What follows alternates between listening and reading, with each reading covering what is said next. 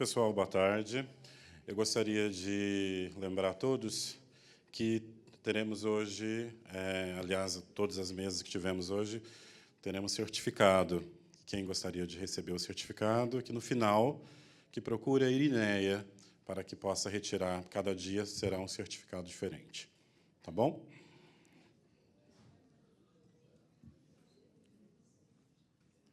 Dando continuidade, a construção da memória, enquanto prática ético-política, perpassa não só a preservação das histórias, dos documentos, das imagens e das identidades, mas também as múltiplas formas de criar travessias entre o que preserva as gerações vindouras.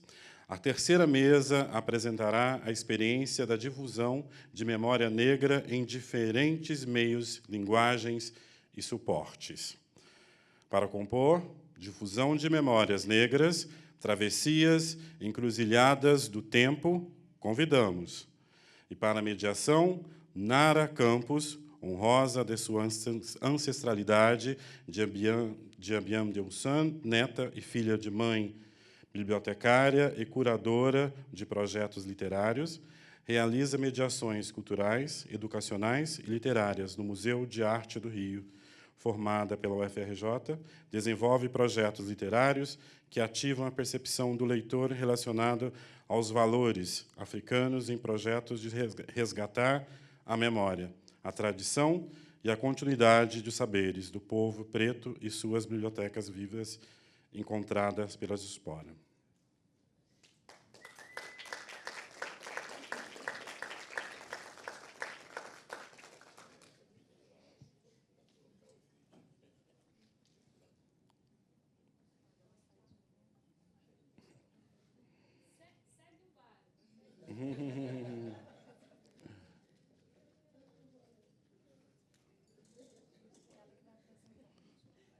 Só um momento, então, que ela que vai apresentar os dois palestrantes da tarde.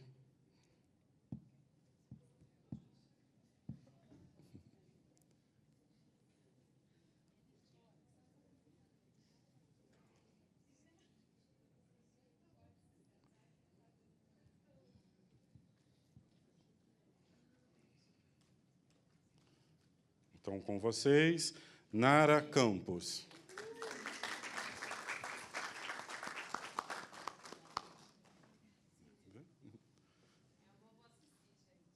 Gente, boa tarde. Tá todo mundo bem? Todo mundo bem, né? Bom, deixa eu pegar aqui. Boa tarde a todos, mais uma vez. Vamos dar início à terceira mesa, Difusão de Memórias Negras, Travessias e Encruzilhadas do Tempo. Eu sou a Nara. E para que todas as pessoas tenham acesso e possam acompanhar o nosso encontro, a minha autodescrição. Eu sou uma mulher negra, tenho tranças nos meus cabelos, nas pontas tem cachos.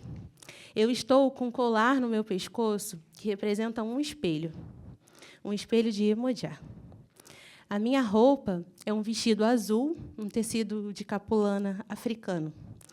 Nos meus pés, eu tenho sapatos pretos de ponta fina, mas, nesse momento, eu estou com os pés no chão. Para a comunidade surda, esse é o meu sinal. Bom, gente, vamos lá. Nada melhor que nós mesmos para contarmos as nossas próprias histórias. Dito isso, eu vou gentilmente e carinhosamente apresentar os nossos convidados, que considero guardiões vivos das nossas memórias, que, sabiamente, como nos disse Januário Garcia, na minha geração, ninguém vai poder falar que o negro não tem memória, porque vai ter. Eu, nós e todos aqueles que vieram antes vamos fazer essa memória. Então, para darmos início, Asfilófio de Oliveira Filho começa como um jovem visionário com uma câmera na mão, uma ideia na cabeça e um propósito: registrar a memória do povo negro que foi sistematicamente apagada em nosso país. e alcança esse propósito, tá, gente? Ele é responsável pelo maior acervo audiovisual de cultura negra da América Latina. Uma TV de cultura e conteúdo negro por streaming. Uma instituição respeitada e reconhecida em todo o país. Com a missão de registrar, em áudio e vídeo, os atos de resistência do movimento negro, as manifestações na política, na educação, na música, na arte, na religião, no esporte, na gastronomia, o Dom Philó, através da Cultne TV, ele compartilha com a gente as filmagens e exibições nas telas, sobre os princípios que tanto nos enchem de orgulho e ajudam a recontar a nossa trajetória. Bonito, né? Palavra dele. E nossa também, né? Não há quem discorde. Essas palavras são dele, e essa é a primeira televisão brasileira 100% dedicada à cultura negra, produzida por pessoas negras, para todos que têm interesses nos valores negros. Uma real narrativa de representatividade e reconhecimento nas telas que reforça o protagonismo do povo negro, tendo o audiovisual enquanto uma ferramenta extremamente poderosa e essencial para o movimento antirracista em todo o mundo. Uma salva de palmas para o nosso querido Dom Philó.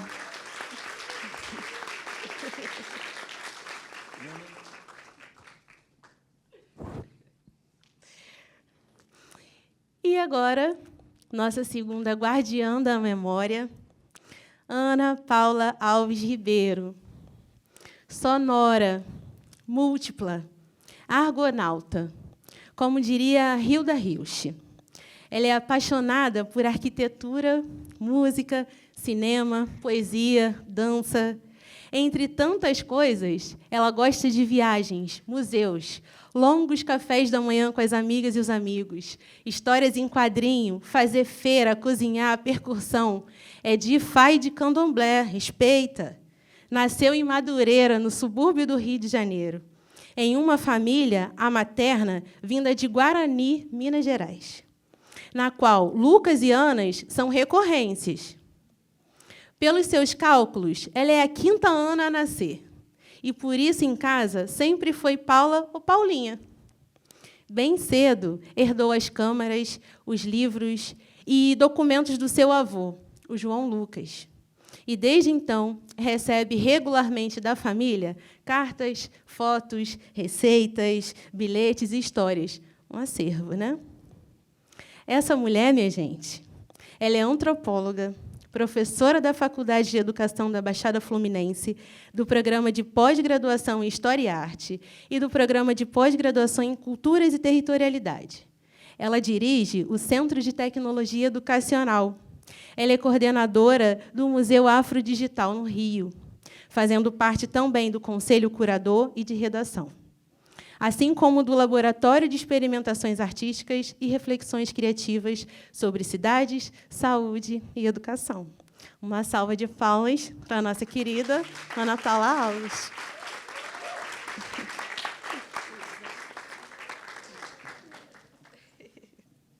Bom, agora eu passo a palavra para os nossos convidados, para que eles mesmos possam se apresentar e contem um pouquinho das suas travessias e das suas encruzilhadas do tempo. Vamos ouvir? Vamos começar com Dom Philó. Boa tarde a todos e todas. Eu sou um homem negro, sim, uso óculos, cabelos, bigode, sobrancelha grisalha. Estou vestindo uma camisa amarela com uma presença africana aplicada, uma calça preta, sapato azul. E tenho 74 anos. Muito bem. Eu quero agradecer o convite de estar aqui, estar falando de acervo, falando de arquivo, discutindo a questão da memória. E esse convite foi muito importante para nós neste momento, uma vez que nós estamos nessa luta. E, na semana que vem, né, teremos uma semana importante. Eu vou dizendo a vocês que eu tenho um HD ainda antigo, tá? O meu HD é bem antigo, Eu estou tentando migrar para um HD novo, para ter mais espaço, mas aí a gente recorre aqui. Nós estamos aqui nesse momento. Então, é a 8ª Semana Nacional de Arquivos, de 3 a 9 de junho, né? Muito importante. E acho que a participação dos arquivos de base popular tem que estar presente nessa semana, principalmente neste ano. Bom, me permite aqui levantar, eu vou usar o tempo passando uma apresentação para que vocês possam ter uma ideia. Muito bem, a nossa base é a base do conceito africano, Sankofa. Gente, eu estou aqui tentando ler, hein? Mas vamos lá. Tinha que trazer o outro óculos, mas vamos nessa. Sankofa, né? Esse é o nosso conceito, a nossa base do nosso projeto. Né? Aquela questão de ir lá atrás, né? Ir lá atrás, buscar a volta, né? E trazer para o presente, ressignificar de olho lá no futuro. Essa é a nossa base. Em síntese, esse pássaro voando reto representa o que é necessário seguir em frente, rumo ao futuro, sem esquecer do passado. Esse símbolo de resistência, cuja origem africana foi trazida para o Brasil na época colonial, quando os nossos negros escravizados chegaram até aqui. Por favor. Esses são os pilares, os nossos pilares que regem esse acervo, o acervo Kutne. Nós temos ali, o primeiro pilar é a memória. Então, até 2020, só tínhamos a memória, certo?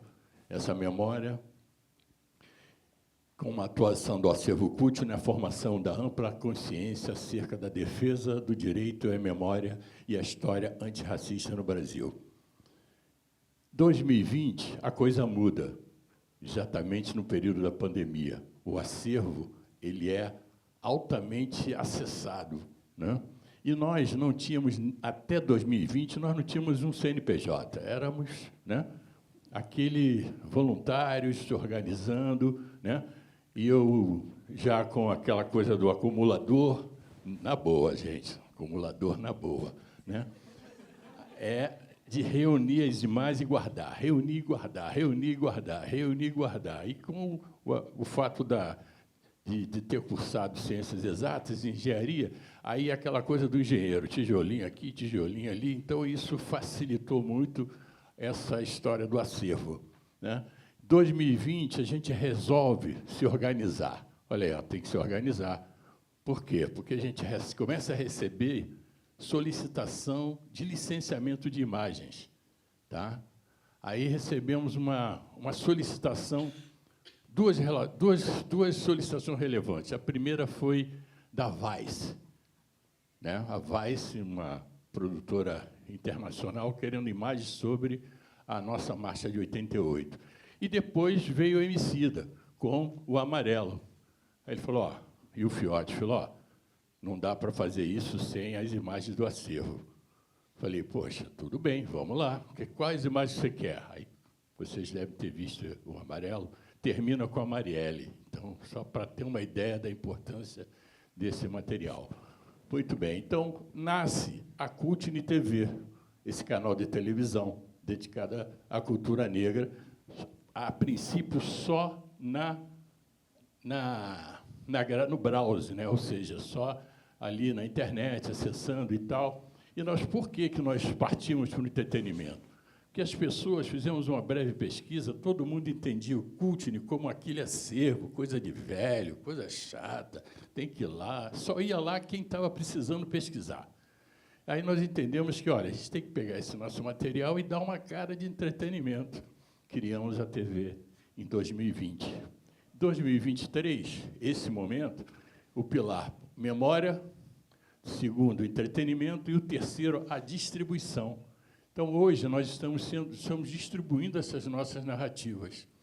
A convite de uma plataforma coreana, que é a Samsung, né? Quem tem Smart TV Samsung, tem lá aqueles canais Samsung TV Plus, tem lá o canal do porco, do papagaio, tem do vaca, tem tudo lá, não tinha nada sobre cultura negra. Aí nós fomos convidados por eles para que pudéssemos colocar a nossa programação lá, e aceitamos o desafio.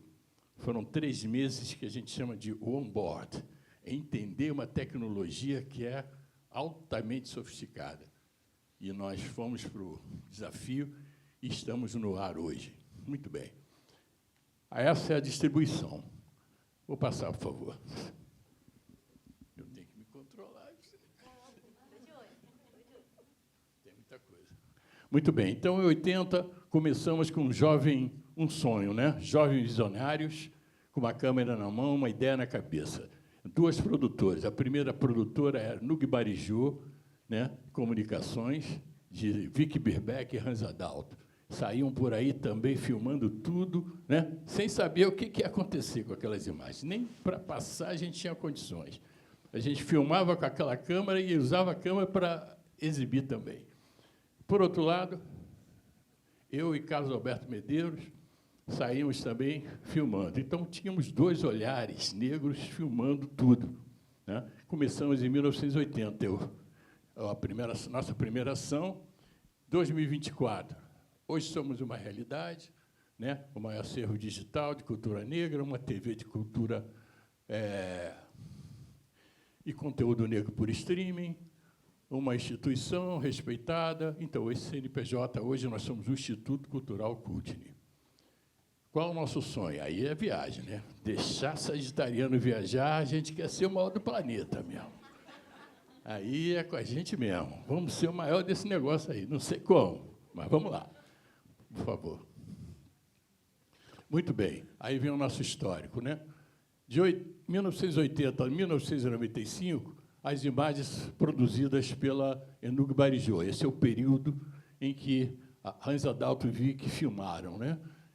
Aí, naqueles formatos, VHS, Super VHS, uma TIC, de 81 até 2008, aí a vez da Cor da Pele, né, que era a nossa produtora. E, em 2001, as imagens dessas produtoras já estavam em VHS, já muito debilitada, né? Imagina uma VHS, quando ela começa a aparecer aquele pozinho branco, significa que está perdendo imagem. E, naquele momento, não tinha dinheiro. Como é que a gente vai fazer? A gente vai perder essas imagens? Aí, nós resolvemos passar de VHS para VHS. Então, nós pegamos VHS 9, copiamos de VHS para VHS. Com isso, ganhamos 10 anos aí. Mas perdemos uns 20% de imagem. Mas, mesmo assim, conseguimos 3.000 horas de imagens. Tá? E, com isso daí, conseguimos uma verba. Na época, 2001, para quem não lembra, a gente lembra das torres lá nos Estados Unidos, etc. E, nesse período, nós conseguimos um edital, que foi estar com a delegação brasileira em Durban, lá na Conferência de Durban.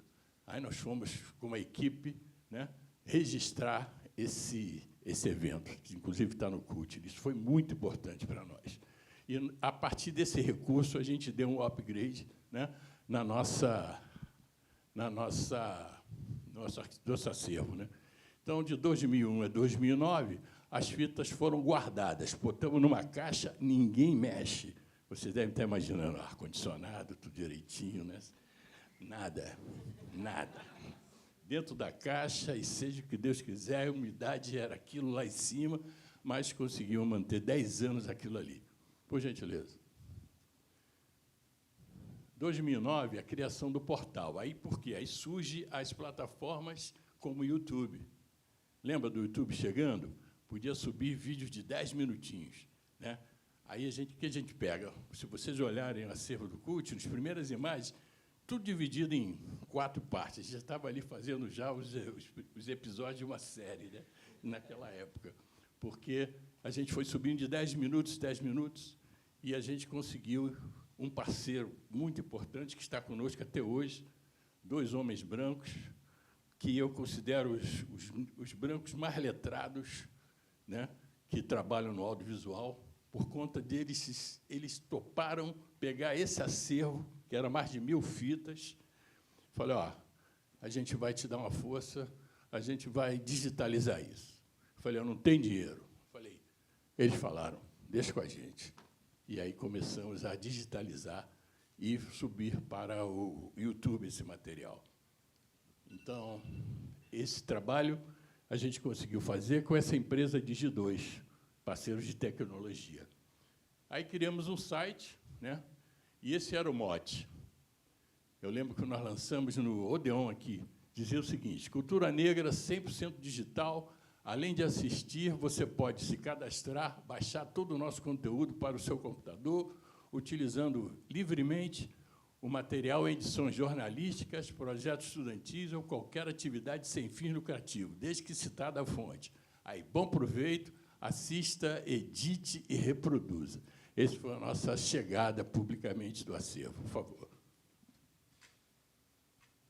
De 2009 a 2019, aí já, né, um grupo formado por eu, Vic, Maurício e Davi, já que Hans Adalto foi para a Alemanha, está até hoje lá, né, manteve o projeto com os ganhos do Google AdSense. Né? Ao colocarmos no Google, ou seja, né, no Google AdSense, no YouTube, nós conseguimos aqueles recursos. Naquela época era bom, pagava bonito, né? Hoje caiu muita renda, né? Mas, naquela época, a gente conseguiu os recursos, porque os acessos foram muito grandes. E aí a gente conseguiu dar elevar muito o nosso projeto. Então, 2009 até então, né, a Cutni já vem gerando e gravando em outros formatos mais novos. A gente passou pelo VHS, Super VHS, Mini DV, Super... aí sim, aí passamos para o digital, já no DCLR, né? E, com isso daí, a gente está aí até hoje. Aí criamos a plataforma Cutni 2.0. 2012, fizemos o levantamento, acusamos um total de 1.200 fitas VHS, tentamos, né, sem sucesso, trabalhar com... colocar essas fitas no Arquivo Nacional, mas não tivemos sucesso. Coisa da burocracia, muito complicado naquele momento. Enfim, não conseguimos e resolvemos continuar a nossa missão. Por favor. 2016 tem início o interesse das produtoras de audiovisual, né? Como falei, né? Aí já começando a buscar os nossos materiais para comerciais, etc., etc. E aí a gente mantém o seguinte: olha, a gente só libera se tiver a marca da Cutni lá. Ou seja, qualquer imagem tem que ter a marca da Cutni. E o Emicida foi firme nesse ponto. Falei, ó, eu aprovo e faremos assim. Então, as produtoras chegam hoje, eles querem a imagem da Jovelina Pérola Negra. Tudo bem, mas a gente quer sem a marca d'água. Não rola. Se quiser, é assim. Não quer, tchau e benção. Não é pelo dinheiro, é pelo trabalho que a gente está desenvolvendo, né? E outra questão, vocês ganham dinheiro? Não, a gente não cobra absolutamente nada. Esse é o nosso projeto, a gente não vai cobrar nunca, porque é da comunidade, veio da comunidade, como é que a gente vai cobrar da comunidade? Né? Muito bem. Então, nós começamos esse processo, questão da marca d'água, o acervo aumentando, sua captação, já com o material já em DCLR. 2019, aí vem a primeira grande negociação, como eu falei, né, da VAIS, depois do Laboratório Fantasma, do Emicida e outras empresas. 2020 foi criado o Instituto Cultural Cutni, em plena pandemia, e de 2020 até então, vários projetos negros sem fins lucrativos solicitando licenciamento. Se é da comunidade negra e tem uma questão não comercial, está liberado, sem problema nenhum. Nenhum problema. Agora, se tem uma questão comercial, aí sim, vamos discutir. Esse recurso aqui vai ajudar o projeto. É isso que a gente vem fazendo. Bom, aí a gente começa a dar outra cara, né? Pega o Cutni e dá um banho de loja, como a gente diz, né? E aí tem uma questão, eu digo mesmo, a gente olhou o mercado, o que a gente vai fazer? A palavra é essa, vamos hackear. Agora, deixa eu explicar. O hackear significa o seguinte: o que as pessoas entendem de entretenimento? Ela liga, ela vê uma Netflix, ela vê o Globoplay, ela vê uma plataforma e, imediatamente, ela já se identifica que ali tem documentário, que ali tem filmes, que ali tem uma série de informações. A gente foi lá e fez exatamente o formato, mas criamos uma estrutura própria. E, com isso daí, a gente tem uma identidade hoje. As nossas narrativas são totalmente diferentes do mercado, né? Por favor. Agora, o vídeo para que vocês possam ter uma ideia do hoje. Vai dar o play, por favor. O povo afrodescendente teve grande parte da sua história sistematicamente apagada. Fomos forçados a deixar nossas terras numa ruptura extremamente dolorosa. Ainda hoje, muitos não conhecem a nossa exata origem. Mas esta tragédia foi insuficiente para desconectar a população escravizada de sua cultura e ancestralidade. Portanto, desde 1980, nossa missão é registrar em áudio e vídeo atos de resistência do movimento negro. Manifestações na política, educação, música, arte, religião, esporte e gastronomia. Hoje abrigamos o maior acervo audiovisual de cultura negra da América Latina. Filmamos para exibir nas telas os princípios que tanto nos enchem de orgulho e ajudam a recontar a nossa trajetória. Eis que surge a primeira televisão brasileira 100% dedicada à cultura negra. Produzida sobretudo por pessoas negras, para todos que se interessam pelos valores negros. Através da nossa real narrativa de representatividade e reconhecimento nas telas, reforçamos o protagonismo do povo negro, que é a maioria no Brasil. O audiovisual é ferramenta extremamente poderosa e essencial para o movimento antirracista em todo o mundo. Bem-vindos à Cultini TV, o seu canal de cultura negra.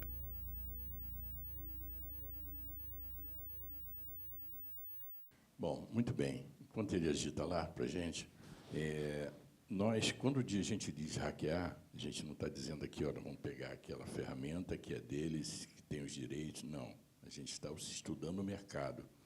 A gente está estudando o mercado. A leitura do mercado é essa aqui. O que é, por exemplo, o ciclo da nossa TV. Como é que a gente vai trabalhar? A gente está ali, ó.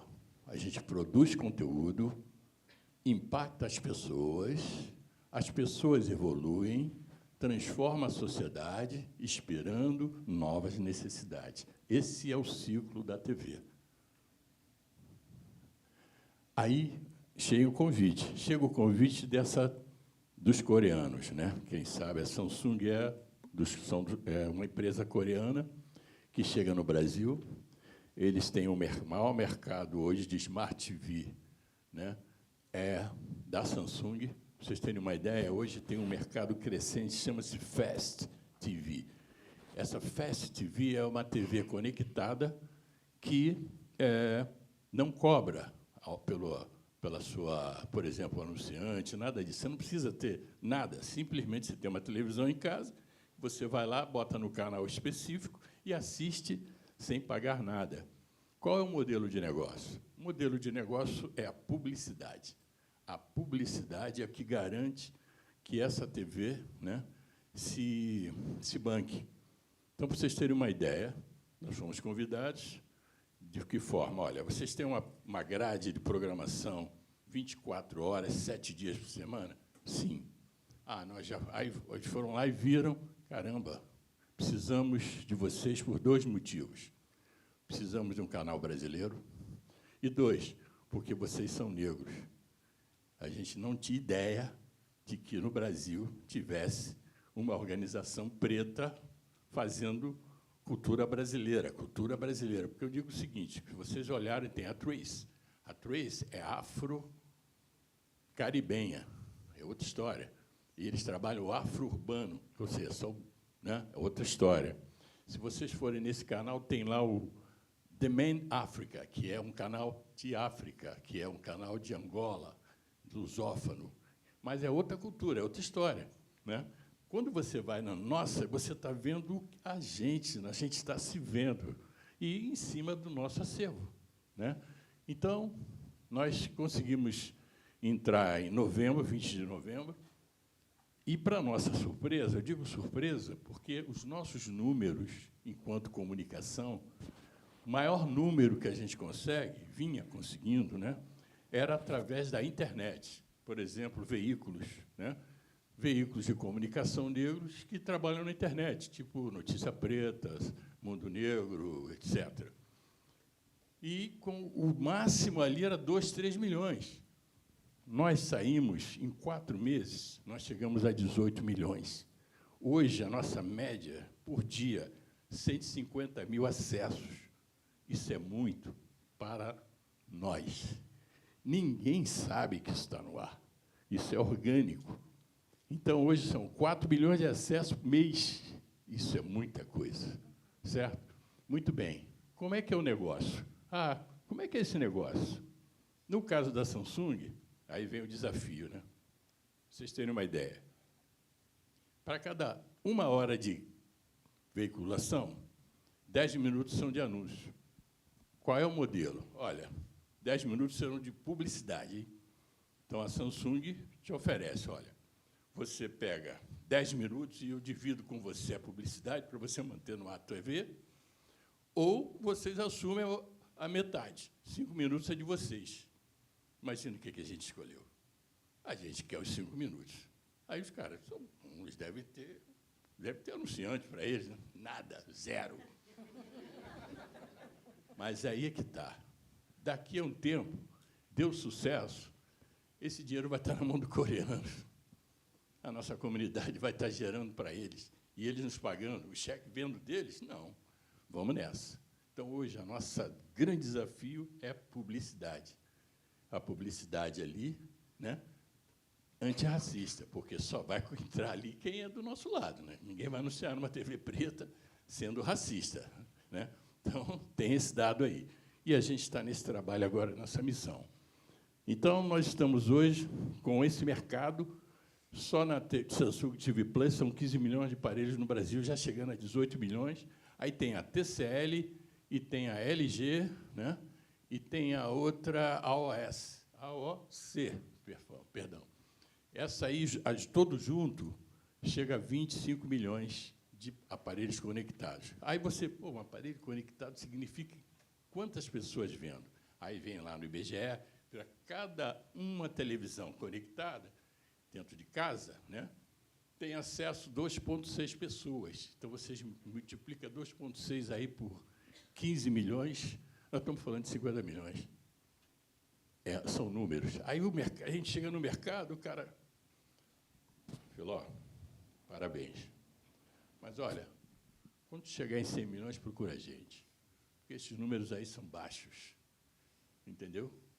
São baixos. A nossa realidade hoje é baixa para o mercado, mas eles sabem que isso vai ser alterado. Né? A gente vai quebrar esse paradigma a partir do momento que a gente crescer. Por gentileza. Esse é o nosso caminho. Depois desse convite da Samsung, nós recebemos o convite agora, estamos no on-board com a TCL e também com a Pluto TV. Então, com certeza, a gente vai multiplicar essa audiência, mas ainda é pouco.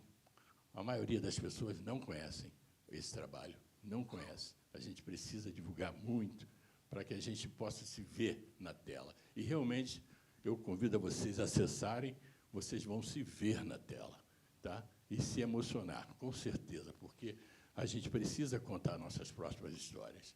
E a gente está conseguindo disso a partir de um acervo que começou lá atrás, né, em que eu tive o prazer de dividir com várias pessoas. Esse trabalho não é um trabalho isolado, isso é um trabalho coletivo, todas essas imagens aí.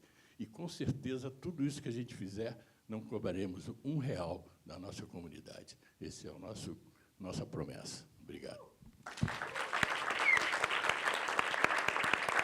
Obrigada, Dom Filó.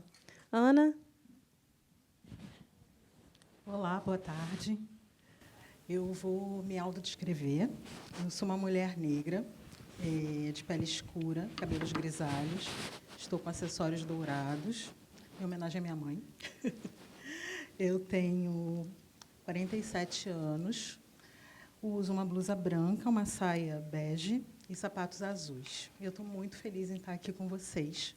Quero saudar todo mundo que está nesse auditório, quem ficou desde manhãzinha, quem chegou agora. Agradecer às equipes do IMS, do MAR, o pessoal que está ali atrás dos bastidores, o pessoal que está aqui nas libras. E eu vou falar um pouquinho do Museu Afrodigital, né, que eu venho acompanhando desde o início, em 2009, mas que eu coordeno, né, desde 2019. Então, primeiro eu cheguei como uma espécie de, né, flerte, né, acompanhando um pouco os movimentos da universidade, até tomar um pouco de pé no museu, né, há 5 anos atrás. Também vou contar uma história, né, agradecer a Nara, né, pela mediação, Filó, muito obrigada, eu sou muito fã, você sabe. E a história que eu vou contar é um pouquinho, né, relacionado a como que a gente pensa projetos e programas de extensão na universidade como formas de difusão científica, né, e como a gente constrói isso em redes. Eu acho importante dizer que nada do que eu falar aqui eu faço sozinha, né? Eu tenho um grupo enorme de colegas, né, que estão articulados e que estão articulados no Brasil inteiro para pensar o que seriam redes afrodigitais a partir de processos museais. Então, quando eu penso, né, o Museu Afrodigital, né, e começo a contar essa história, eu penso o Museu Afrodigital como um museu afro, não necessariamente negro, isso também é um processo, né, é um museu digital.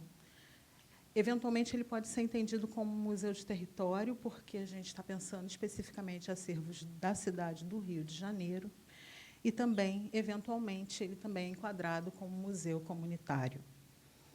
O Museu Afrodigital ele surge enquanto projeto em 2006, apresentado a primeira vez numa reunião de antropologia brasileira, né, uma RBA, a partir de uma fala do professor Lívio Sansoni, que tinha, né, a ideia de pensar um site, mas que se colocava como museu, que pensasse especificamente uma generosidade digital e uma restituição de acervos. O que seria essa generosidade digital? Né? A possibilidade de que, acessando o site do museu, as pessoas pudessem se sentir confortáveis de abrir os seus baús, de abrir seus álbuns fotográficos, né? De tirar um pouquinho, né, os seus próprios acervos de casa, entendessem que isso, né, era um acervo, e pudessem compartilhar conosco digitalmente. E uma forma também de pensar um processo de restituição de acervos públicos e de arquivos públicos, né? Aqui, especificamente, olhando para o Rio de Janeiro, Biblioteca Nacional e Arquivo Nacional. O Museu no Rio ele surge em 2009, articulado, né, com outros museus, como o da Bahia, que é o primeiro, Maranhão, Pernambuco. Hoje, a gente tem Rio Grande do Norte, Rio de Janeiro, num processo de coordenação que era um processo de coordenação único. Era um projeto simples de extensão, que era um projeto ligado à memória da escravidão. Ainda se falava escravidão, né? A gente ainda falava, né? Escravos também é interessante ver essas encruzilhadas do tempo que a mesa propõe, como que a gente também vai se colocando, né, politicamente. E, especificamente, em 2010, né, se abre o projeto para pensar essa articulação no Rio de Janeiro. É nesse momento que eu chego, eu era recém-doutora, uergiana, né, assim, bom, tem alguma coisa acontecendo, eu vou ficando, né, para conhecer.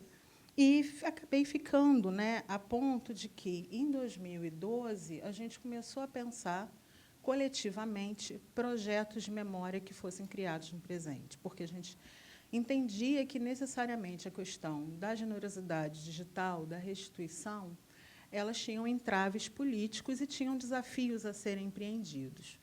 E é nesse contexto que, né, a gente vai criar alguns projetos, né, um relacionado à memória e à patrimonialização da capoeira, organizados, né, pelo Maurício Barros de Castro, pelo Gabriel Cid, meus colegas hoje também na UERJ, a gente geralmente trabalha em dupla, vocês vão entender. Um projeto relacionado à fotografia das festas afro-religiosas, né, especificamente São Jorge e Iemanjá, na qual a gente tinha um projeto de formação, organizados por mim e pela Maria Alice Rezende Gonçalves. E, em 2014, a partir de uma plenária das redes digitais, a gente começa a pensar um grande projeto que é, acho que, o primeiro marco do Museu Afrodigital, que é um projeto chamado Os Quintais do Samba da Grande Madureira. Né? Então, volto para casa, todo mundo, de alguma forma, ali estava voltando para casa, muita gente tinha pesquisado Madureira naquele contexto, e a gente faz um grande seminário na UERJ, em 2014, né, que a gente conta com a presença de Dom Filó, a gente vai contar com a presença de vários intelectuais negros no Rio de Janeiro, onde nós tivemos 6 mesas, mostras fotográficas e uma mostra de cinema, especificamente sobre Madureira e a cultura de Madureira. E aí vem a primeira questão sobre o que a gente entende na universidade que seria um projeto de difusão, né? Como, a partir de um projeto de extensão, que também vai esbarrar em projetos de pesquisa, nesse momento esbarra mesmo, né? A gente não fazia um projeto de pesquisa, era um projeto de extensão, no estrito termo. Como é que a gente pode pensar a difusão desse material? E a difusão, da forma, né, mais lógica para a gente, naquele momento, eram os livros. Era a publicação dos livros, tanto do Museu Afrodigital Rio, quanto a publicação de livros das redes afrodigitais. Só que é muito interessante da gente observar, né, que, nesse movimento, como era um projeto de formação, nós também, de muitas maneiras, nos colocávamos também nesses outros projetos de formação. E esses outros projetos de formação diziam algumas coisas para a gente que eu gostaria de compartilhar com vocês. Primeiro, que nós éramos uma geração que entendia que, se a gente falasse da própria família, né, não era tão, entre aspas, científico. Né? Hoje eu entendo que essa é uma das grandes faces do racismo, que é impedir que a gente fale dos nossos também. Né? Então, pensar um projeto de pesquisa naquele momento, falando, né, especificamente dos nossos bairros, das nossas famílias, pensando nas nossas genealogias, era uma coisa um pouco tabu. Ao mesmo tempo, a gente sentia, enquanto professores, que a forma como a gente pensava a difusão ela não dava conta. Né? E aqui eu estou falando de uma certa disputa de uma universidade que precisa pensar, né, a circulação em artigos acadêmicos, mas também em outras plataformas de difusão, para que o que a gente faz seja reconhecido, mas, principalmente, para o que a gente faz seja, né, acolhido nas comunidades, né, e seja pensado dentro das comunidades. E aí nós fomos fazer um curso de stop motion. Quem somos nós, né? Nós, né, eu, Maria Alice, nosso grupo de orientandos, nós fomos fazer um curso de produção audiovisual para a escola básica. E, nesse curso de produção audiovisual para a escola básica, nós fomos aprender técnicas de fotografias, né, onde possibilitassem fazer com que os nossos artigos acadêmicos e as nossas pesquisas circulassem numa maior forma. E, assim, surge, né, em parceria com o Núcleo de Estudos Afro-Brasileiros, né, Museu Afrodigital, INEAB, um projeto em que a produção é com o INEAB, a difusão é com o museu. Nós fomos produzir 2 filmes. Na verdade, nós produzimos uma coleção de formação de educadores, né, com 2 livros técnicos para os professores entrarem em sala de aula, um livro de planos de aula e 2 vídeos para crianças. Então, pós-doutorado, eu me vi produzindo animação infantil, e esse é um dos meus maiores orgulhos. Tá. Então, eu acho interessante observar, né, como essa história, juntando também com esse ponto de virada do museu, fez com que a gente começasse a explorar múltiplas formas de difusão daquilo que a gente produzia. Né? E essas múltiplas formas de difusão daquilo que a gente produzia era pensando a documentação do tempo presente, a restituição de arquivos, né, o trabalho com acervos, mas também a formulação, né, e a construção de acervos fotográficos. Disputando também, dentro da universidade, um espaço que é muito caro, que é o espaço da memória, mas, principalmente, o espaço da memória digital. Né? Assim, a gente vai falar de memória digital, a gente passa por processos de acessibilidade, mas a gente também fala, né, especificamente, do quanto a questão da memória digital ela é sensível e é cara. Né? ela é muito sensível, no sentido de que a gente precisa sempre pensar as novas tecnologias, mas também, né, ela é custosa, porque a gente depende de editais para formulação e depende dos setores da universidade para pensar essas formulações. Nesse período, né, de 2010 a 2019, nós operamos de várias maneiras, né? Tivemos coordenação em dupla, coordenação colegiada. A coordenação colegiada implementada quando nós, em diferentes campos e diferentes cursos, passamos para a universidade, eu, Maurício Barros de Castro e Guilherme Vargas, e, especificamente, em 2019, com a gestão no Departamento Cultural do professor Marcelo Campos, né, curador-chefe desse museu, meu ex-chefe, a gente passa a entender que, talvez, o projeto de extensão em si ele não desse conta. A gente precisava expandir a rede e criar um programa de extensão. E, na criação desse programa de extensão, a gente acaba sendo absorvida pela estrutura da universidade, né, indo para a reitoria e para a pró-reitoria, de extensão e cultura, e aí o jogo também um pouco muda nesse sentido, né? Muda porque a gente entende que a gente pode utilizar os recursos da universidade, né, e as parcerias na universidade. A ideia do Museu Afrodigital é sempre pensar em parceria para a criação de outros produtos que atinjam a comunidade acadêmica de uma forma mais constante. Aí eu vou pedir a gentileza, por favor, para colocar na parte das exposições.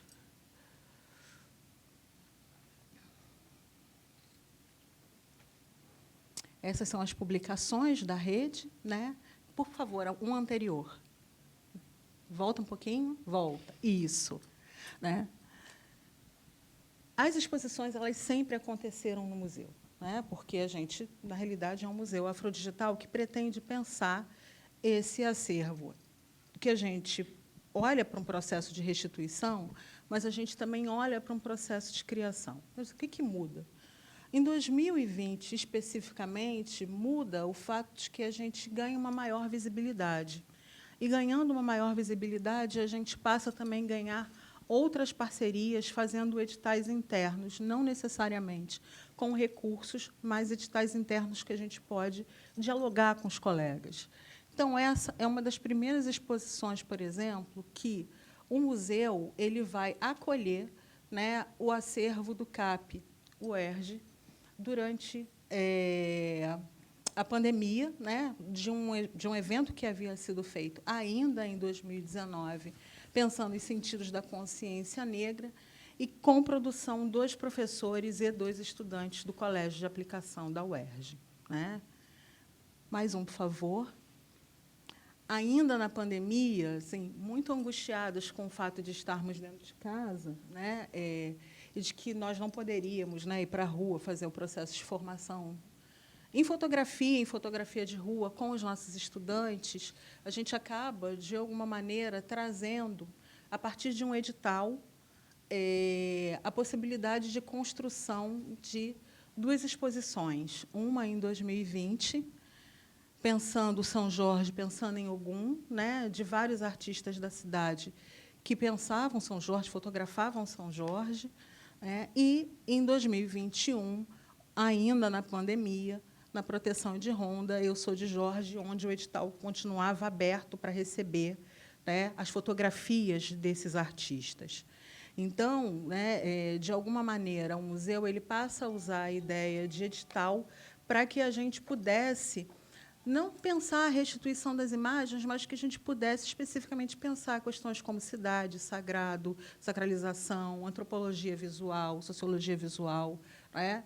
E, principalmente, olhar para uma festa que estava em suspenso. O primeiro ano ficou em suspenso, o segundo, não. Mais uma, por favor. Esse mais recente, eles reinauguram um museu. E aí acho que tem uma coisa que é interessante da gente observar dessa memória digital, que é a seguinte: o museu ele paralisa, né? Depois das 2 exposições de São Jorge, a gente retira todo o acervo do museu. o museu tinha ficado obsoleto e a gente tinha um recurso FAPERJ especificamente para refazer o site, então, para refazer o museu. E nós passamos, num grupo de trabalho, 1 ano e meio pensando como que a gente ia repensar o museu. E aí eu costumo também brincar, né, que eu durmo redesenhando o museu e acordo atropelada pelo metaverso, pela inteligência artificial. Porque pensar a memória digital também tem essas questões, né? Então, a gente passa também a ser cobrado, de alguma maneira, nem que seja para discutir, e a gente tem discutido isso internamente, questões sobre experiências e desenvolvimento de aplicativos, né? Inteligência artificial, criação de um museu no metaverso, como que a gente vai pensar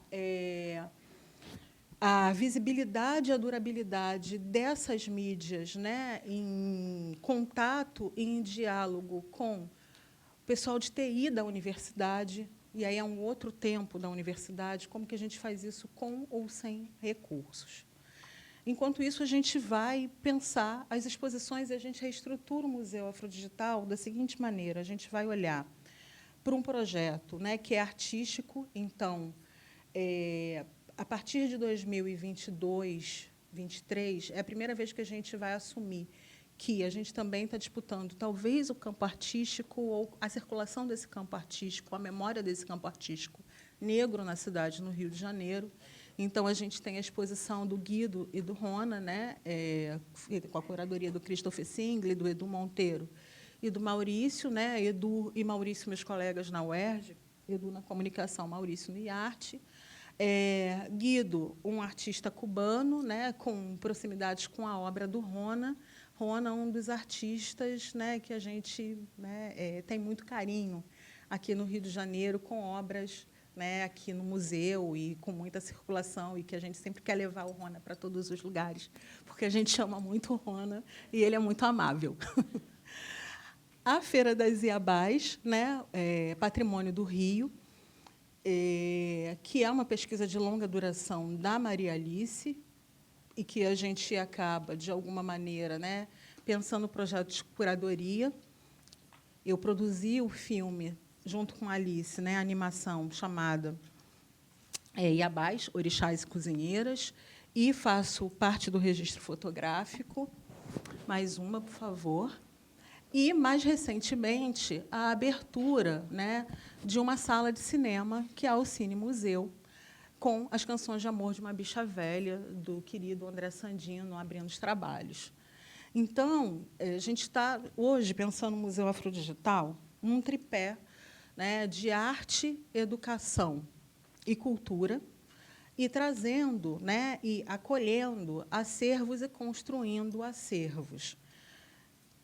Corta para 2023. 2023 eu termino o ano com um relatório institucional e com o planejamento do museu para os próximos anos. E, nesse planejamento do museu, é muito interessante observar que a gente tinha pensado especificamente em ampliar os nossos trabalhos de difusão a partir de uma pesquisa específica, que é a pesquisa da Patrícia Lanes, que está aqui presente, querida, obrigada, né, sobre arte urbana e questões raciais, onde, né, a gente pretende e pretendia fazer, né, entrevistas com artistas negros urbanos e, num processo final, acolher os acervos relacionados a essa pesquisa.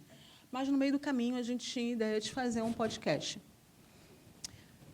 15 de dezembro, a universidade tinha acabado de mudar, né, de fazer uma eleição, mudar uma gestão, a gestão que ia tomar posse, que tomou posse em janeiro, e eu recebo um telefonema perguntando se eu gostaria de dirigir o Centro de Tecnologia, né, Educacional, que é o CTE da UERJ.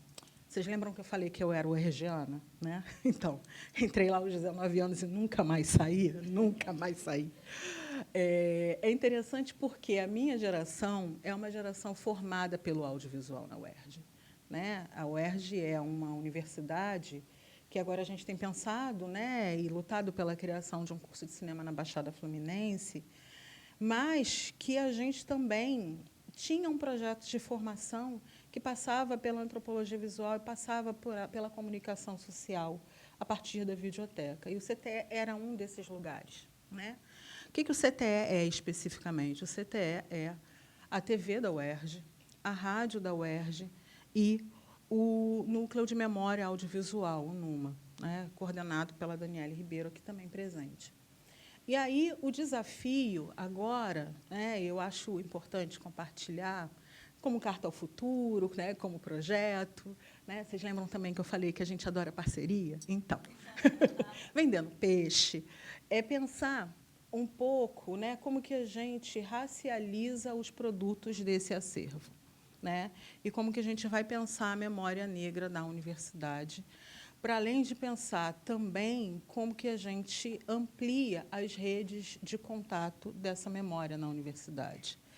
Então, compartilhar uma história com vocês. Primeiro contato que eu tive, né, na chegada ao CTE foi com o acervo do Coutney, né? E como que esse acervo, e como que a memória negra na universidade, ela tem sido, de alguma forma, pensada de forma contínua, muitas vezes, e outras vezes, dependendo da política, infelizmente descontinuada, né? Então, um pouco do projeto hoje, né, para olhar o Museu Afrodigital como um lugar de, especificamente, de difusão, porque eu entendo também que o Museu Afrodigital, para além de um programa de extensão, ele é um lugar de difusão, é pensar quais são as estratégias possíveis para que os projetos eles não se anulem, mas para que os projetos eles se ampliem, né? E aí eu estou falando do museu, eu estou falando necessariamente do CTE, mas eu também estou falando de outras redes existentes na universidade e como essas redes existentes na universidade elas passam, né, a pensar ou passam a prestar um pouco mais de atenção às questões interseccionais, raça na frente, necessariamente, e gênero também. Então, o que a gente tem, né, planejado, né, para os próximos 4 anos, 3 anos, 4 anos, é necessariamente fazer com que o Museu Afrodigital, né, da forma como ele é entendido, ele possa amplificar, né, ampliar, reverberar outros acervos da universidade como forma, né, de visibilização de produtos finais. E aí eu estou falando especificamente das exposições, das quais a gente já tem alguma expertise, né, e todo o processo de formação que a gente vem fazendo também nessa questão relacionada às exposições, mas também na criação em rede, né, de estruturas que pensem a memória negra. Então, tem uma conversa inicial com a recém também criada Superintendência de Equidade Étnico-Racial e Gênero, na figura da professora Patrícia Santos, né, com a PR3, né, que é Extensão em Cultura também, mas PR4, Políticas e Assistências Estudantis, com o professor Daniel Pinha, da qual a nossa querida amiga Janaína Damasceno é assessora, né, de pensar a universidade a partir da sua memória e da memória negra que nela, né, está. E aí a ideia, necessariamente, é fazer 2 tipos de produto. Um produto pensando, né, as questões das ações afirmativas, né, e como outros colegas vão liderar esse projeto, e como o CTE tem olhado, né, especificamente para 3 lugares. A criação, né, de um projeto sobre a memória dos servidores e das servidoras negras, que a gente tem pensado junto com a superintendência, entendendo que o NUMA, né, o Núcleo de Memória Audiovisual, ele tem acervos dos colegas negros que faziam projetos de extensão, acervo também, né, de Dom Filó, acervos relacionados à memória negra na cidade do Rio de Janeiro. Então, o primeiro momento é a captação dessas entrevistas e a pesquisa dentro do acervo, né, para pensar a questão da memória. Também olhar para um projeto de formação audiovisual, né, com foco nas interseccionalidades, projeto esse que já está aprovado, espero que até 2025 a gente coloque, E, por último, um projeto relacionado especificamente às questões de acervos e arquivos, que é o projeto Tempo Livre, né, do qual a gente vai agora para a segunda edição do ciclo de conversas, e a gente vai para a segunda edição também de um cineclube, a criação de um cineclube especificamente sobre filmes de arquivos. Né? Então, como que a gente também, de muitas maneiras, tem pensado a questão da difusão, e eu acho que eu queria deixar isso claro para vocês, como um projeto de formação, um projeto de formação continuada de servidoras e servidores, um projeto de formação continuada das nossas estudantes. Né? A gente tem um colégio de aplicação que tem aula de cinema, que tem aula de fotografia, né? Do ensino fundamental ao ensino médio. Então, orientar esses estudantes, essas estudantes do ensino médio também se faz necessário nesse processo. Nós abrimos, né, a gente já tinha uma parceria com a FAETEC, a gente abre para a FIA, né, para os estudantes também de ensino médio de outras instituições poderem estagiar conosco. E, mais recentemente, né, a gente tem pensado formas de inclusão, né, no mercado de trabalho e nessa formação dessa memória negra e de articulação com outros entes da cidade, né, como a Cinemateca do MAN, como o CECIP, né, que também me forma e que também sou bem grata ao processo de formação que se traz. Então, pensar difusão especificamente ligada, né, não apenas à questão da extensão, mas pensar a difusão ligada à pesquisa e extensão e pensar a difusão ligada a um processo de formação continuada e um processo de formação continuada dos nossos quadros. Eu acho que é isso, basicamente. Né? Aqui a gente tem a forma como a gente expande o museu a partir das parcerias. Esse foi na gestão passada, onde nós ocupamos as galerias, com 4 exposições, 2 exposições coletivas, Respirar Entre Rastros e A Poderosa Energia do Amor. Respirar foram 13 artistas, A Poderosa eu perdi a conta, mas eu lembro que tinham 12 textos, né? Então, como que a gente vai mobilizando essas redes? E criar projetos também, né? Que não apenas vão pensar esses lugares, mas também vão reverberar em livros, catálogos, artigos e outros produtos. Acho que basicamente é isso. Muito obrigada.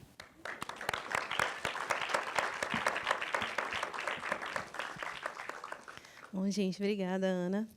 Bom, então, dando continuidade a partir das apresentações, né, dos nossos convidados, eu gostaria de destacar 3 palavras essenciais que eu acredito que sejam fundamentais na existência de uma pessoa negra. A gente repete essas palavras o tempo inteiro. E eu tenho as minhas dúvidas se a gente se dá conta da potência, da energia vital que essas palavras carregam. Essas palavras, elas estão presentes no nosso cotidiano, nas nossas existências, independente do nosso território, independente do tempo, independente da nossa localidade. A primeira palavra é memória. E aqui eu trago a palavra memória no sentido da guarda de informações e de fatos que são obtidos através de experiências observadas ou vivenciadas. A palavra memória, ela é fortemente relacionada ao ato de aprender novos conhecimentos, ou uma memória ancestral, que permanece em nós, pessoas negras, enquanto um legado vivo de saber. Vocês já tinham parado para pensar na potência que é a palavra memória? E o quanto ela está presente nos nossos cotidianos? Vamos pensar. A segunda palavra que eu trago é encruzilhada, que é aquele lugar onde se cruzam as pessoas, as ruas, os caminhos e as estradas. E a encruzilhada, ela é aquele ponto crucial e fundamental para uma tomada de decisão, como a gente identifica na trajetória do Dom Filó e como a gente identifica na trajetória da Ana. A terceira palavra é o tempo. O tempo enquanto orixá, que representa a ancestralidade dos que vivem no presente, cada um de nós, sobre o signo de todos aqueles que vieram antes de nós. O tempo, enquanto essa energia da natureza que tudo movimenta e que alimenta a nossa vida na Terra. Então, a partir da fala dos nossos convidados e trazendo essas palavras, eu faço a primeira pergunta para o Dom Filó.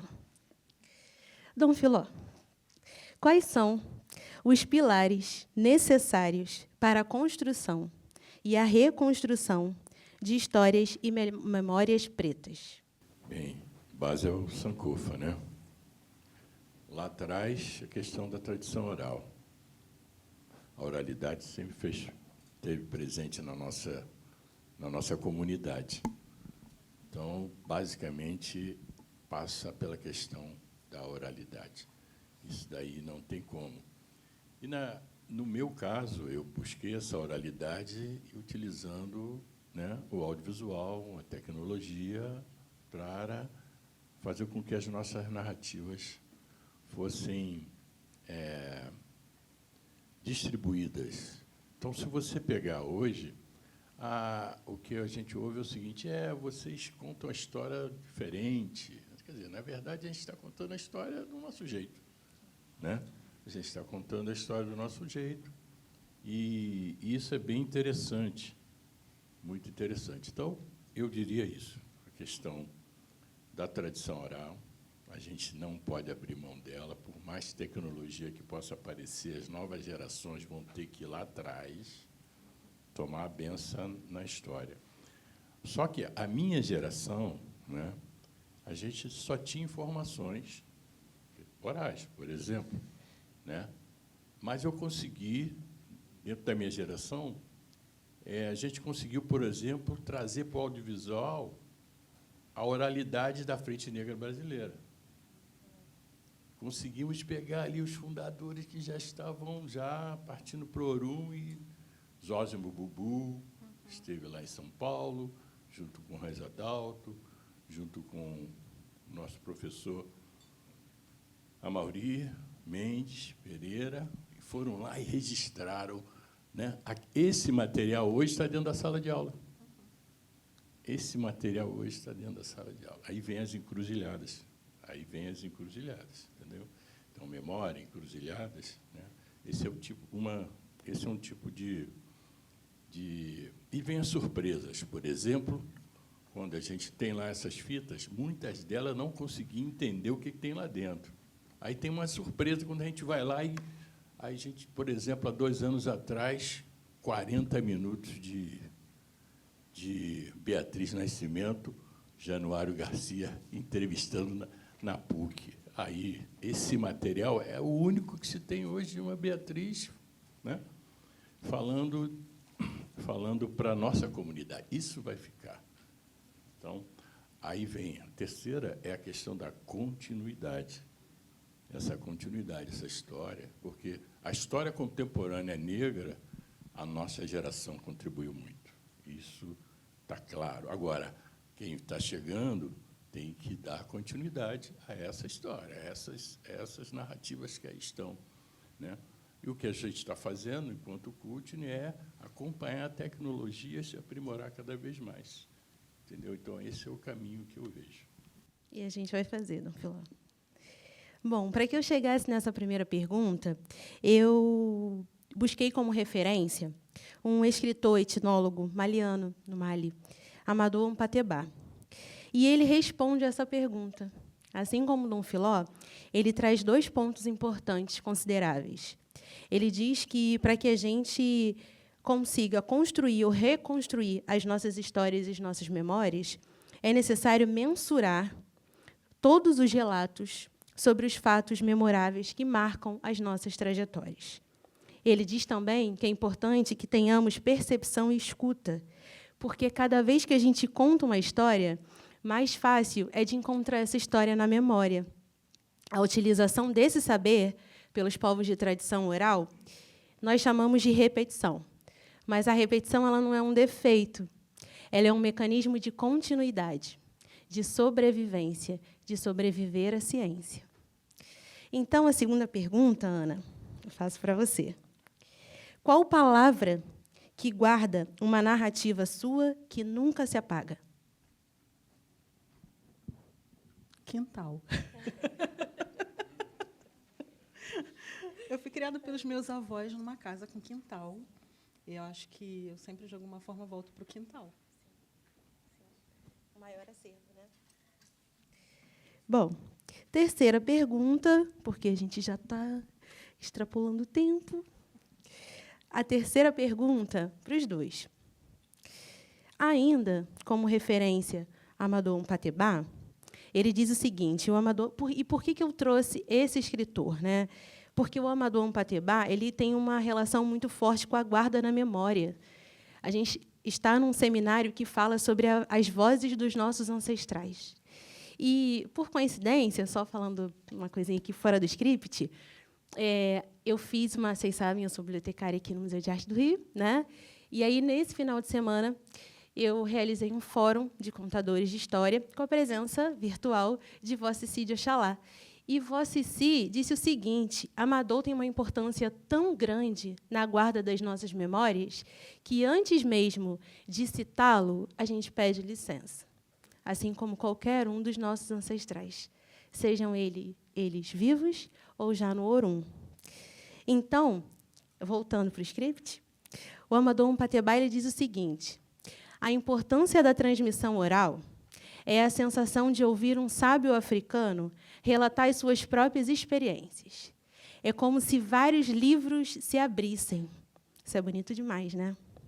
E aí eu pergunto para vocês, que já responderam, mas pergunto novamente, para que essas vozes possam ecoar nas nossas memórias e para que a gente não esqueça esse legado e para que a gente dê continuidade ao legado das pessoas que estão aqui em vida, eu pergunto para a Ana e para o Dom Filó.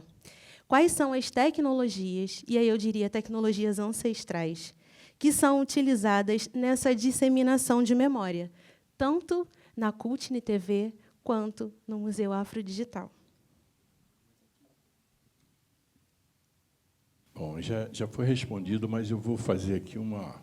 Eu acrescentaria o seguinte, é provocar a juventude. Tá? Provocar a juventude, aquela juventude que está interessada em nos ouvir.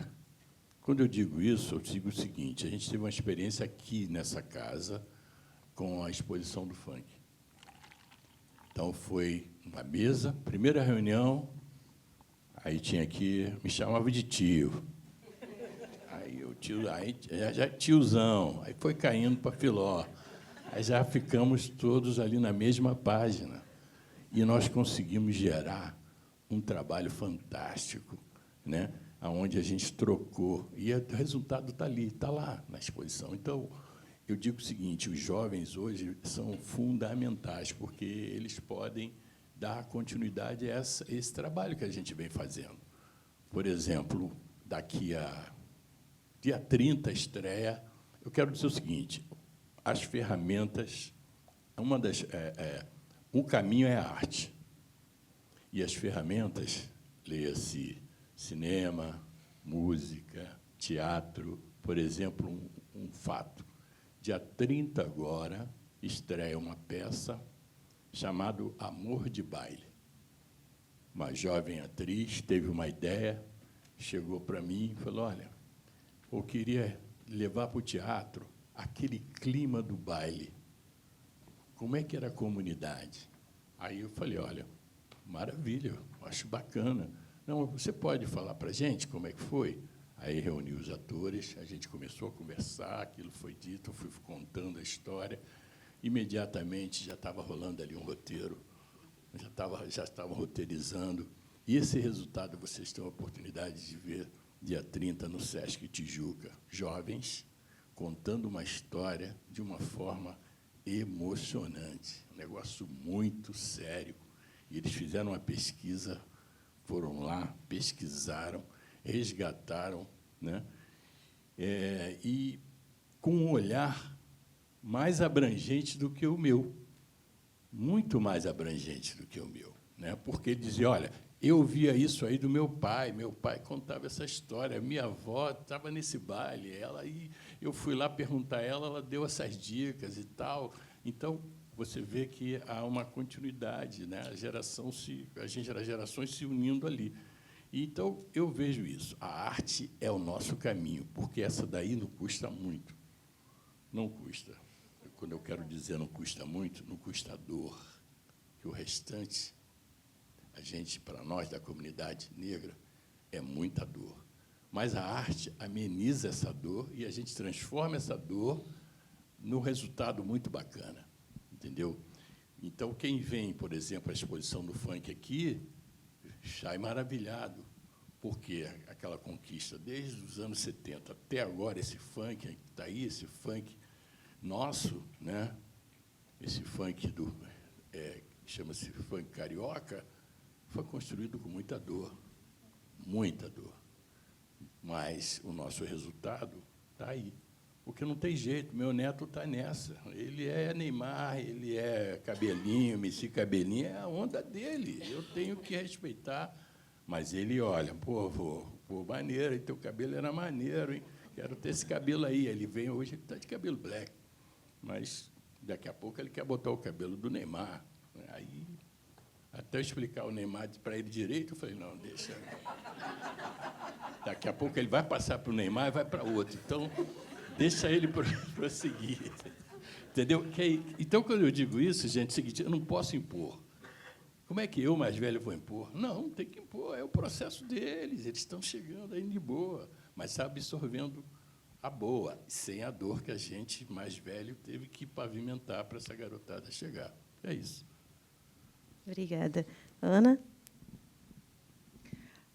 Difícil, hein? Bom, tem duas coisas que eu fico pensando, Nara, que eu acho que de muitas maneiras assim tem guiado os caminhos, sabe? Acho que a primeira é estar aberta para o ordinário, né, para o comum.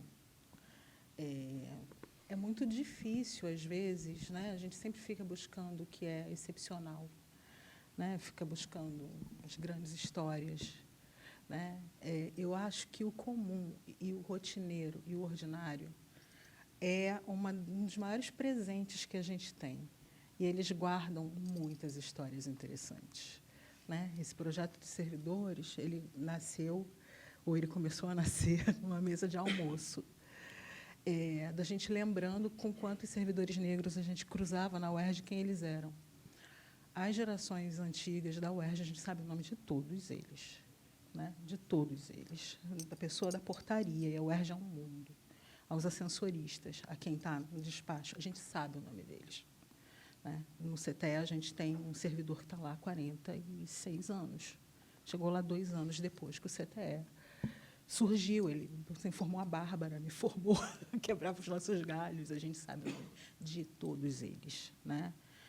E a outra coisa, acho que essa é uma tecnologia que eu não queria perder de vista, é o sonho. Não queria deixar de sonhar. Acho que é isso. Obrigada. Gente, eu que agradeço. Dá tempo de fazer as perguntas? Dá? Então, vamos lá. Primeira pergunta para Dom Filó. Caro irmão, é isso?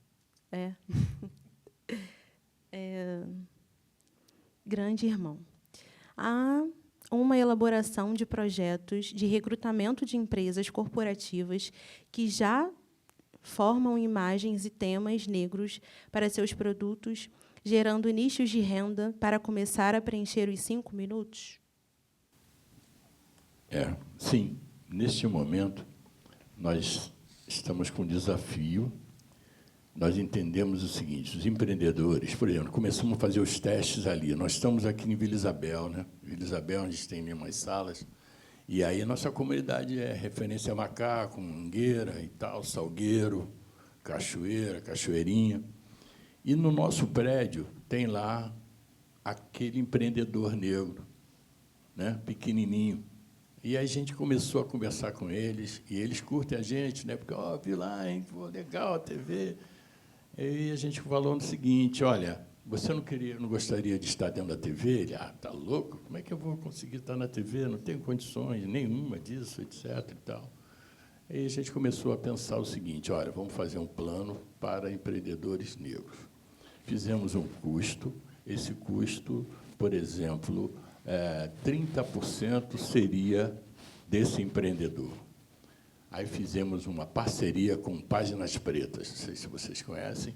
Páginas Pretas é um grupo que trabalha exatamente visando dar visibilidade às ações de empreendedores, né? E aí a gente teve uma reunião, participamos do Web Summit aqui, né? E junto com uma parceria internacional, e eles trouxeram 20 empreendedores para dentro do Web Summit. Aí, lá foi o nosso laboratório, entender se... E a mesma coisa, já estamos falando de negros, de startups, já CEO de 28 anos, negros, interessantes, com projetos legais, mas nenhum deles com essa percepção de se anunciar numa TV preta, né? E aí nós começamos a fazer esses testes. Estamos hoje no processo seguinte, que R$600 seria mensal para um empreendedor receber 10 mil inserções, que a gente chama, né? Veiculação do anúncio 10 mil vezes dentro da TV. É esse que seria o valor. Estamos falando aí de 6 centavos, algo assim, por inserção. Muito bem. Mas nem isso a gente consegue na magnitude dos nossos empreendedores negros. Aí, o que a gente vai fazer? Vamos buscar uma outra alternativa. Vamos buscar... Alguém tem que pagar essa conta, né? E é o que a gente está buscando hoje, parceiros que possam estar... Não seria esse termo, mas apadrinhando, né, esse empreendedor. Ou seja, olha, eu vou doar X reais, esses recursos vão ser para as inserções desses comerciais, desses empreendedores. A gente vai testar isso agora. Tecnicamente, a gente preparou vários templates, né? Primeiro template, olha, eu não tenho condições de fazer o comercial. Tudo bem, manda a sua logo, manda o seu texto, manda a sua mensagem, já sai o comercial pronto. O outro, nós fizemos, é o que está rodando na TV, que é um empreendedor, ele é corretor de imóveis, né? E nós fizemos um comercial para ele. Fomos para o estúdio, montamos, fizemos, ele está rodando e botou um QR Code lá. Ele falou, Filó, eu só estou recebendo parabéns, mas já está valendo. Já está valendo. Geral está vendo. Entendeu? Aí é interessante esse processo, né? Aí ele falou, já veio, se chegar um cliente, já está valendo. Entendeu? Aí vem a questão da autoestima, a questão da visibilidade e a possibilidade de crescimento. Então, a gente já tem esse plano. Daqui a pouco a gente vai visibilizar, assim como a gente tem um plano já de licenciamento. Hoje, a TV recebe todos os conteúdos que geralmente são disponibilizados no YouTube. Por exemplo, 20 de novembro, a série do Péricles, né, A Voz da Consciência. Ele produziu maravilhosamente, tecnicamente perfeito na Bahia, com várias personalidades, e deu visibilidade no YouTube. Aí nós chegamos para ele e falei, Péricles, quer passar na TV? Pô, geral está aí, tranquilo. Liberou, é um dos sucessos. A maioria não conhecia, porque tu vai no YouTube, dá 80 views, 100 views, entendeu? Então, é importante a distribuição. Eu queria dizer aqui, aproveitando, que eu tenho o maior carinho com a UERJ, né? Porque o primeiro curso de televisão foi na UERJ, exatamente no CTE. Acho que foi a primeira turma lá, junto com o mestre Jaci Campos. Ninguém conhece aqui, mas Jaci Campos era o homem da TV Tupi, era o cara. E ele dava aula para nós no CTE, e foi ali que eu aprendi o conceito de televisão. Isso nos anos 80. 3 anos depois, eu entro para a TV Rio, com Walter Clark, né? Aí não entrei perdido, já entendendo o que era uma televisão. Pergunta para a Ana. Obrigada, Dom Filó. Como lidar com a transitoriedade das estruturas de poder na UERJ quando se propõem projetos racializados de forma afirmativa? Ou seja, como pensar formas de organização em ambiente de fomento? É isso? Vamos lá. Essa é a pergunta de milhões, né? 5 minutinhos. Não, acho que eu tento responder em menos. Acho que a primeira, a gente tem, eu falo, a gente é realmente um grupo, né? O que a gente tem tentado fazer? A gente tem tentado articular os projetos e fazer com que, necessariamente, a gente amplie a busca por recursos, né? Então, todas as vezes que sai um edital, ou eu, no caso, estou falando do nosso grupo, tá? Ou eu, ou a Alice, né? Ou o Maurício, a gente vai ligar e vai ver quem é que não está com o nome em outros projetos ou em outras redes para poder pedir, e a gente se reveza no pedido. Eu acho que a coisa mais fundamental foi o acordo que a gente fez, que a gente não disputa, a gente soma, né? Então, eu acho que esse foi o melhor, assim, o pacto, né? No sentido de que, se tem recurso para um, vai ter recurso para todo mundo, né? A segunda questão, né? Como é que a gente lida com a transitoriedade de poder, eu acho que isso não diz respeito ao UERJ. Isso eu respondo de uma forma muito, muito tranquila, né? A gente não tem política de Estado, para nada. A gente tem política de governo, né? Então, eu fico pensando muito, né, entre N questões, o caso da Colômbia, né? A Colômbia fez um acordo de reconciliação, né? Tem pensado muito esses léxicos que a gente tem trabalhado em sala de aula, né? Reparação, restituição, reconciliação, recusa, enfim.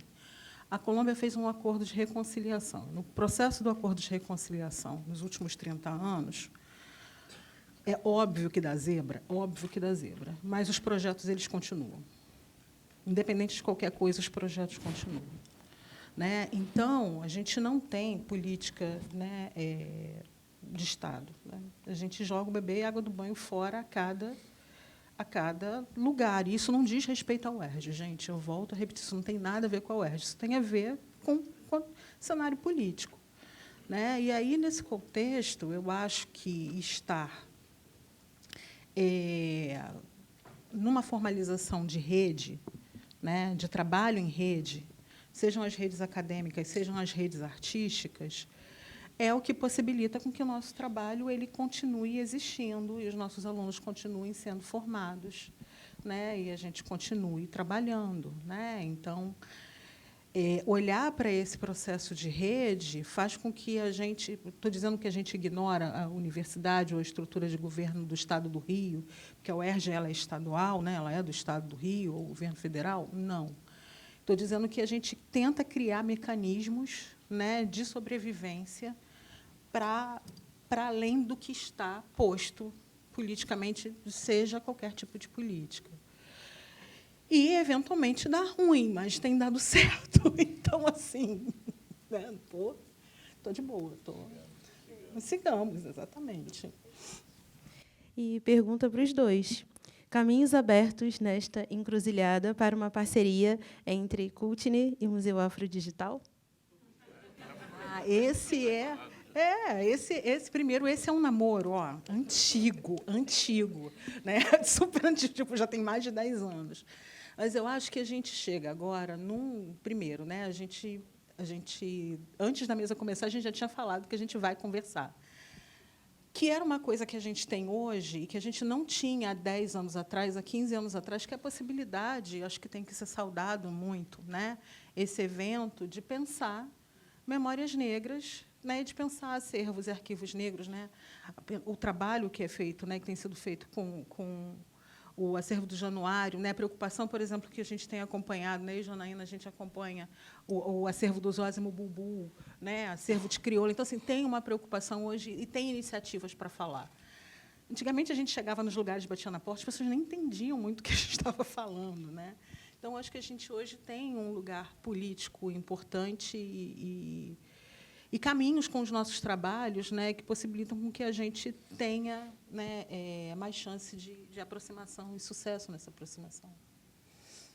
Eu acrescentaria que essa parceria é super bem-vinda, assim como várias instituições, porque o que a gente tem hoje é distribuir. A gente precisa distribuir as nossas narrativas. E o que tem de conteúdo na UERJ, né, e que tem conteúdo em várias organizações, né, que trabalham essa pauta antirracista, a gente vem canalizando isso. Então, está lá o espaço, vai ter o espaço lá, né, do Museu Digital, dentro da programação da TV. É isso que a gente pode garantir, porque e com uma narrativa própria, não tem interferência, não tem interferência.